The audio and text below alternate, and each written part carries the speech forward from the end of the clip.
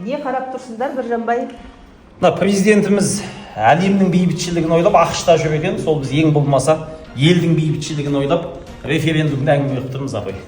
Жақсы. Ақын емессіңдер ма? Пікірлеріңді жазсам ба сондай болса? Негізі мен осыдан 2 күн бұрын өзімнің 2 қатар өлеңмен пікірімді жазып қойған Фейсбукке. Өлеңнің 4 қатары ғой. Жалғайсыңдар ғой, ақынсыңдар ғой. Жалғайық. Жалғаймыз. Баста.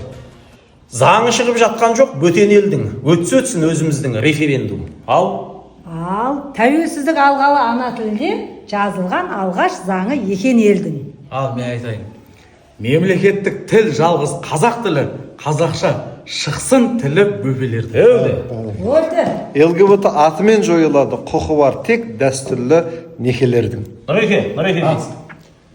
Жолдары кесілетін болдай тәуір, бір-біріне асынған текелердің. Жерде жер байлығы да халықтікі, қолында кетпейді енді жекелердің. Осымен түйіндеген. Қысқасы бұл қайымның түйін осы, бірлігі болсын мәңгі бекер.